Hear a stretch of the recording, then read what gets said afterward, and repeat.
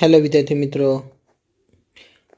આજે આપણે પહેલો પ્રશ્ન લઈશું. આમાં શું કહે છે, નીચેની નિયમિત અષ્ટકોણીય આકૃતિનું ક્ષેત્રફળ શોધો. અને બધા માપ મીટરમાં આપેલા છે. તો પહેલો છે કે અહીં બે સમલંબ ચતુષ્કોણ અને એક લંબચોરસમાં વિભાજિત થાય છે. એમાં કહે છે સમલંબની બે સમાંતર બાજુઓ 10 મીટર અને 6 મીટર છે તથા તેની ઊંચાઈ 4 મીટર છે. તો આપણે અહીંયા એક સમલંબ ચતુષ્કોણનું ક્ષેત્રફળનું સૂત્ર મૂકીશું. તો આવશે 1/2 ગુણ્યા 10 + 6 ગુણ્યા 4. તો 1/2 10 ને 6 16 ગુણ્યા 4 એટલે કે 2 દુ 4 ઉડી જશે, 2 ઉડી જશે એટલે કે 16 દુ 32 મીટરનો સ્ક્વેર આવશે. તો આ એક સમલંબ ચતુષ્કોણનું ક્ષેત્રફળ થયું. તો આપણે બીજાનું શોધવું હોય તો બે સમલંબ ચતુષ્કોણનું ક્ષેત્રફળ તો કે 32 × 2 એટલે કે 64 મીટરનો સ્ક્વેર. હવે બાકીનું વચ્ચેનું જે લંબચોરસ હતું એનું ક્ષેત્રફળ તો કે લંબાઈ ગુણ્યા પહોળાઈ. તો લંબાઈ 10 છે ગુણ્યા પહોળાઈ 6 છે એટલે કે 10 × 6 એટલે કે 60 મીટરનો સ્ક્વેર આવશે. એ તમારો જવાબ રહેશે. પછી આમ અષ્ટકોણીય આકારનું ક્ષેત્રફળ કેટલું થશે તો કે 60 + 64 તો કે 124 મીટરનો સ્ક્વેર એ તમારો જવાબ આવશે. પછી બીજામાં શું કહે છે, નીચેની વિભાજિત બહુકોણીય આકૃતિનું ક્ષેત્રફળ શોધો. બધા માપ સેમીમાં છે એમ કહે છે. તો ત્રિકોણ આપણે એજીબીનું ક્ષેત્રફળ લઈશું તો કે ત્રિકોણ એજીબીનું ક્ષેત્રફળ બરાબર 1/2 ગુણ્યા એજી વત્તા જીબી. તો બરાબર 1/2 ગુણ્યા 5 ગુણ્યા 4. તો 4ના ભાગ પાડીશું, 2 દુ 4 એટલે કે 2 ઉડી જાય. તો 5 દુ 10 સેમીનો સ્ક્વેર આવશે. લંબચોરસ બીસી ડીજીનું ક્ષેત્રફળ તો કે લંબાઈ ગુણ્યા પહોળાઈ તો કે જીડી ગુણ્યા સીડી. તો 6 ગુણ્યા 4 તો કે 6 ચોક 24 સેમીનો સ્ક્વેર આવશે. ત્રીજું ત્રિકોણ એજીએફનું ક્ષેત્રફળ તો કે 1/2 ગુણ્યા જીએફ ગુણ્યા જીએ. તો એનું બનશે તો કે 1/2 ગુણ્યા 6 ગુણ્યા 5. તો કે અહીંયા 6ના ભાગ પાડીશું, 3 દુ 6 એટલે કે 2 ઉડી જશે એટલે કે 3 × 5 = 15 સેમીનો સ્ક્વેર આવશે. પછી ચોથું ચોરસ જી ડી ઈએફનું ક્ષેત્રફળ તો કે આવશે ચોરસનું ક્ષેત્રફળ લંબાઈ ગુણ્યા લંબાઈ આવે તો કે ઈએફ એફ ઈ ગુણ્યા ડીઈ આવશે તો કે 6 × 6 એટલે કે 36 સેમીનો સ્ક્વેર થશે. તો આમ ABCD EF જીનું ક્ષેત્રફળ આવશે 10 + 24 + 15 + 36 તો કે 85 સેમીનો સ્ક્વેર એ તમારો જવાબ આવશે. હવે પ્રકરણ 10 લઈશું. એમાં શું કહે છે, સાદુરૂપ આપો. એમાં પહેલો દાખલો છે તો કે છે એની -3 કૌંસની બહાર -5 ગુણ્યા એની -2 કૌંસની બહાર 6 ગુણ્યા એની -6 કૌંસની બહાર -5 ભાગ્યા એની 3.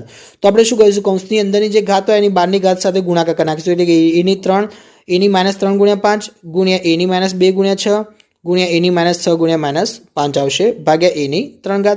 તો કે 3 × 5 = 15. માઇનસ પ્લસ માઇનસ તો કે એની -15 બીજો 6 દુ 12 તો કે એની -12 ત્રીજો 6 × 5 = 30 માઇનસ પ્લસ તો કે એની 30 આવશે ભાગ્યા એની 3. તો ચલો હવે માઇનસ પ્લસ એટલે કે એની -15 -12 કરી છે ગુણ્યા એની 30. તો -15 તો કે એની -27 વત્તા 30. તો માઇનસ પ્લસ માઇનસ તો કે 27માંથી 30માંથી 27 જાય તો કે એની 3 ભાગ્યા એની 3 બરાબર ભાગાકારમાં એની 3 છે, ઉપર આવતો -3 થઈ જાય. તો આધા સરખા છે તો ઘાતાંકનો આપણે again શું કહે છે બાદબાકી થશે. તો કે એ 3 - 3 તો કે 3માંથી 3 જાય તો 0 એની 0 ઘાત એટલે કે 1 એ તમારો જવાબ રહેશે. બીજો દાખલો કીધો છે એની 6 કૌંસની બહાર 3 ગુણ્યા એનો વર્ગ કૌંસની બહાર 8 ગુણ્યા એની -3 કૌંસની બહાર 4 ભાગ્યા એનો વર્ગ કૌંસની બહાર 5 ગુણ્યા એની 5 કૌંસની બહાર વર્ગ છે. તો અહીંયા વિદ્યાર્થી મિત્રો આપણે કૌંસની અંદરના કૌંસની બહારનો ઘાતાનો આપણે શું કરી દઈશું, ગુણાકાર કરી દઈશું. એટલે કે એની 6 ગુણ્યા 3 ગુણ્યા એની 2 ગુણ્યા 8 ગુણ્યા એની -3 ગુણ્યા 4 ભાગ્યા એની 2 ગુણ્યા 5 ગુણ્યા એની 5 ગુણ્યા 2 આવશે. તો કે એની 6 તરી 18 ગુણ્યા એની 8 દુ 16 ગુણ્યા એની 4 તરી -12 આવશે ભાગ્યા એની 10 ગુણ્યા એની 10 આવશે. તો બરાબર એની 18 વત્તા 16 પછી ગુણ્યા એની 12 તો કે 18 ને 16નો સરવાળો કેટલો થાય, અહીંયા આપણે નીચે છે ભાગાકારમાં એની 10 ભાગ્યા એની 10 એની 10 વત્તા એની વત્તા 10 આવશે. તો ચોથામાં શું કહે છે એની 18 ને 16 તો કે 34 ગુણ્યા એની -12 ભાગ્યા એની 10 ને 10 કેટલા થાય, એની 20 થાય. તો 20 લખેલા છે. ચલો હવે એની 34 -12 કરીશું ભાગ્યા એની 20 તો કે એની 22 ભાગ્યા એની 20 તો કે એની 22માંથી 20 જાય તો કેટલા વધે, એનો વર્ગ એ તમારો જવાબ રહેશે. ત્રીજો પણ જોડે આપેલો છે તેમાં છે એની -7 ભાગ્યા એની 15 પછી કૌંસ પૂરો પછી ભાગ્યા એની 6 કૌંસની બહાર 4. તો આપણે અહીંયા કરીશું એની -7 -15 ભાગાકારમાં છેલ્લે અહીંયા તમને ખબર પડી કે એકલા 15 ના આવે, -15 આવે, તો -15 ભાગ્યા એની 6 ગુણ્યા 4 કરીશું ભાગ્યા એનો વર્ગ. તો માઇનસ માઇનસ પ્લસ 15 ને 7 22, તો કે એની 22 ઘાત ભાગ્યા એની 24 ઘાત, 6 ચોક 24 થાય ને, તો કે -24 ઘાત આવશે ભાગ્યા એનો વર્ગ. તો બરાબર એની -22 વત્તા 24 ભાગ્યા એનો વર્ગ આવશે. તો 24માંથી 22 જાય તો કે એનો વર્ગ ભાગ્યા એનો વર્ગ. તો એ ભાગાકારમાં છે ઉપર આવશે તો -2 થઈ જાય, તો એની 2 - 2 એટલે કે એની 0 ઘાત બરાબર 1 એ આપણો જવાબ આવશે. પ્રશ્ન ચોથો લઈશું. એમાં પણ એવો છે એની -2 ઘાત કૌંસની બહાર -6 ઘાત ગુણ્યા એની -3 કૌંસની બહાર -8 ભાગ્યા એની -6 કૌંસની બહાર -5 ઘાત ભાગ્યા એનો -2 કૌંસની બહાર -3. તો આપણે શું કરીશું? ગુણાકાર નાખીશું. તો એની -2 ગુણ્યા -6 ગુણ્યા એની -3 ગુણ્યા -8 ભાગ્યા એની -6 ગુણ્યા -5 ભાગાકારમાં નીચે એની -2 ગુણ્યા -3, તો કે એની 6 દુ 12 એટલે કે -12 ઘાત આવશે એની -12 ઘાત, પછી ગુણ્યા એની -24 આવશે, પછી ભાગ્યા એની -30 આવશે, પછી અહીંયા કરીશું તો એની -12 -24 ભાગ્યા એની -30 ભાગ્યા એની -6. તો અહીંયા 24 ને 12 કેટલા આવશે? માઇનસ પ્લસ થાય તો 24 ને 12 36. તો મોટી સંખ્યા પ્લસનું ચિહ્ન માઇનસનું ચિહ્ન એટલે કે એની -36 ભાગ્યા એની 30 ભાગ્યા એની -6 આવશે. તો અહીંયા એની -36 વત્તા 30, તો કે ભાગ્યા એની 6 -6 આવશે. તો 36માંથી 30 જાય તો 6 વધે છે, તો પણ મોટી સંખ્યા માઇનસ છે એટલે કે એની 6 ઘાત ભાગ્યા એની -6 ઘાત, તો બરાબર આવશે એની -6 વત્તા 6, તો કે એની 0 ઘાત આવશે. તો એટલે કે 1 આપણો જવાબ રહેશે. હવે આપણે પ્રકરણ 11 લઈશું. એમાં શું કહે છે? પહેલામાં નીચેના દરેક કોષ્ટકનું અવલોકન કરી આપેલા પ્રમાણ સમપ્રમાણમાં છે કે કેમ તે શોધવાના છે. તો પહેલો છે 20 50 અંશ એટલે કે 0 0 ઉડી જાય એટલે 2 પંચમાંશ મળ્યો. પછી બીજાનો 24 60 અંશ એટલે કે આના ભાગ પડે છે 12 દુ 24, નીચે 12 પંચા 60, તો કે 12 ઉડી જાય એટલે 2 પંચમાંશ. ત્રીજાનો 28 70 છે, તો કે 14 દુ 28, 14 પંચા 70 એટલે કે 14 ઉડી જાય એટલે કે 2 પંચમાંશ. ચોથામાં 32 ભાગ્યા 80 છે, તો 16 દુ 32, 16 પંચા 80 એટલે કે 16 ઉડી જાય તો 2 પંચમાંશ મળ્યા. પછી પાંચમામાં 38 ભાગ્યા 95 છે, એટલે કે 19 દુ 38, 19 પંચા 55, તો કે 19 ઉડી જાય તો 2 પંચમાંશ મળ્યા. તો કે ઉપર તમામ રાશિના અતિ સંક્ષિપ્ત સ્વરૂપ એક સરખા છે, એટલે કે 2 પંચમાંશ જ વિદ્યાર્થી મિત્રો મળે છે. એટલે કે જો દરેક રાશિના મૂલ્યો સરખા હોય તો સમજી લો તો માટે એક્સ અને વાય સમપ્રમાણમાં છે, એટલે કે પહેલું તમારે રહ્યો એ એક્સ અને વાય સમપ્રમાણમાં કહેવાય છે. બીજો લઈશું. એમાં છે 12 18 અંશ, તો ભાગ પાડીશું 6 દુ 12, 6 તરી 18 એટલે કે 6 6 ગયા એટલે કે 2 તૃતીયાંશ આવ્યો. બીજાનો 30 45 અંશ એટલે કે 15 દુ 30, 15 તરી 45 એટલે કે 15 15 ગયા એટલે 2 તૃતીયાંશ આવ્યું.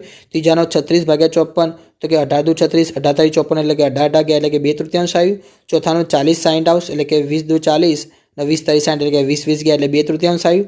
પાંચમાનું 44 ભાગ્યા 66 છે, તો કે 22 દુ 44, 22 તરી 66 એટલે કે 22 22 ઉડી ગયા એટલે કે 2 તૃતીયાંશ આવ્યું. તો કે આમ ઉપરના તમામ રાશિના અતિ સંક્ષિપ્ત સ્વરૂપ એક સરખા છે, એટલે કે 2 તૃતીયાંશ જ છે. દેખાય છે વિદ્યાર્થી મિત્રો? તો માટે એક્સ અને વાય સમપ્રમાણમાં છે.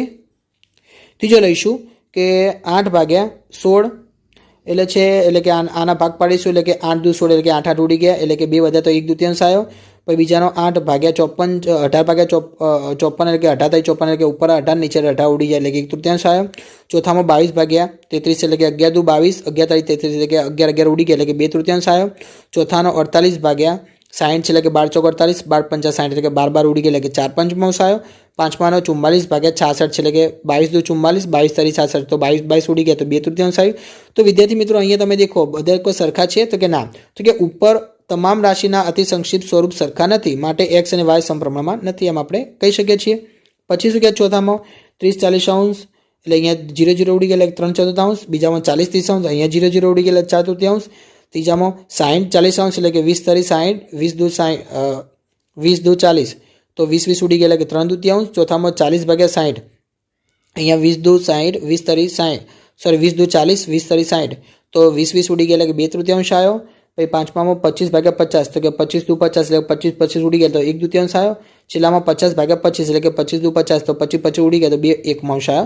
તો કે ઉપરના તમામ રાશિના અતિ સંક્ષિપ્ત સ્વરૂપ સરખા નથી, માટે એક્સ અને વાય સમપ્રમાણમાં નથી આપણે એમ કહી શકીએ છીએ. હવે પ્રશ્ન બીજામાં પહેલામાં શું કે એક રોડ બનાવવામાં 39 મશીન કામે લગાડ્યા તો 12 દિવસમાં કામ પૂરું થાય છે. જો 52 મશીન કામે લગાડીએ તો આ કામ કેટલા દિવસમાં પૂરું થશે? તો કે અહીં વ્યસ્ત પ્રમાણમાં છે. તો x1 બરાબર 39 મશીન, y1 બરાબર 12 દિવસ તો x2 બરાબર 52 મશીન તો y2 બરાબર કેટલા? તો આપણે વ્યસ્ત પ્રમાણનું સૂત્ર લખીશું કે x1 ગુણ્યા y1 બરાબર x2 ગુણ્યા y2 તો 39 ગુણ્યા 12 બરાબર 52 ગુણ્યા y2 તો 52 ગુણ્યા y2 બરાબર 39 ગુણ્યા 12 તો y2 બરાબર 39 ગુણ્યા 12 ભાગ્યા 52 તો એમ ભાગ એટલે છે 13 તરી 39 4 તરી 12 13 ચોક 52 તો 13 તરી ઉડી ગયા, અહીંયા 4 4 ઉડી જાય તો વધીશું 3 તરી 9 દિવસમાં કામ પૂરું થાય. બીજો લઈશું તો કે છે સાયકલના પૈડામાં 8 સળિયા હોય તો બે ક્રમિક સળિયા વચ્ચેનો ખૂણો 45 હોય છે. જો 12 સળિયા હોય તો ક્રમિક સળિયા વચ્ચેનો ખૂણો કેટલો હોય છે? તો અહીં તમને દેખીને જ ખબર પડી અહીં વ્યસ્ત પ્રમાણમાં છે. ઓકે, તો કે x1 બરાબર 8 સળિયા, y1 બરાબર 45 તો x2 બરાબર 12 સળિયા તો y2 બરાબર અહીંયા y2 આવશે. y2 બરાબર કેટલા? તો x1 ગુણ્યા y1 બરાબર x2 ગુણ્યા y2 તો 8 ગુણ્યા 45 બરાબર 12 ગુણ્યા y2 તો y2 બરાબર આવશે 8 ગુણ્યા 45 ભાગ્યા 12 તો 8ના ભાગ પડ્યા 4 દુ 8, 45ના ભાગ પડ્યા 15 તરી 45, 12ના ભાગ પડ્યા 4 તરી 12 તો 4 4 ઉડી જાય, આ બાજુ 3 3 ઉડી જાય તો કે 15 તો 30 જવાબ આવશે તમારો. ત્રીજો લઈશું, આમાં કહે છે 80 કિલોમીટરનું અંતર કાપવા એક ટ્રક 80 કિલોમીટર પ્રતિ કલાકની ઝડપે દોડે છે. આ ટ્રકને તે સ્થળે 2 કલાક વહેલી પહોંચાડવા માટે ટ્રકની ઝડપ કેટલી કરવી પડે?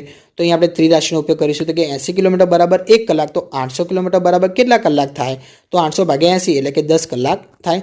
પણ ટ્રકને તે સ્થળે 2 કલાક વહેલી પહોંચાડવાની છે તો 10માંથી 2 કાઢી લો તો કે 8 કલાકમાં પહોંચાડવી પડશે. ઓકે, તો ઝડપ શોધવા માટેનું આપણે ઝડપનું સૂત્ર લખવું પડશે. તો ઝડપ બરાબર અંતર ભાગ્યા સમય તો કે 800 ભાગ્યા 8 તો કે 100 ગુણ્યા 8 એટલે કે 8 8 ઉડી ગયા તો 100 કિલોમીટર પ્રતિ કલાક એ તમારો જવાબ આવશે. ચોથો લઈશું, એમાં કહે છે 80 કિલોમીટર પ્રતિ કલાકની ઝડપે જતી મોટર કારને 720 કિલોમીટર અંતર કાપવાનું છે. જો હવે મોટર કાર 90 કિલોમીટર પ્રતિ કલાક ઝડપે દોડાવે તો તેટલું જ અંતર કાપવા કેટલો સમય લેશે? એટલે કે કેટલો સમય બચે? અહીંયા બચે કીધું છે. તો આપણે અહીંયા ત્રિરાશિ મૂકીશું કે 80 કિલોમીટર બરાબર 1 કલાક તો 720 કિલોમીટર બરાબર કેટલા કલાક? તો 720 ભાગ્યા 80 તો કે 700 જો 0 0 ઉડી ગયા તો 72ના ભાગ પાડીશું કે 9 8 72 નીચે 8 છે એટલે કે 8 8 ઉડી જાય તો 9 કલાક લેશે. હવે કે 90 કિલોમીટર પ્રતિ કલાક એટલે કે 90 કિલોમીટરમાં 1 કલાક તો 720 કિલોમીટરમાં કેટલા કલાક? તો 720 ભાગ્યા 90 તો અહીંયા શું થાય છે 0 0 ઉડી જાય, અહીંયા 72ના ભાગ પાડ્યા છે 9 8 72 તો 9 9 ઉડી જાય તો 8 કલાક લાગે. તો દેખીશું કેટલો કલાક ઓછો લાગે એમ કીધું છે તો 9માંથી 8 કાઢો તો કે 1 કલાક સમય બચે. વિદ્યાર્થી મિત્રો, તમને મારો વિડીયો ગમ્યો તો ચેનલને લાઇક શેર અને સબસ્ક્રાઈબ કરવાનું ભૂલતા નહીં.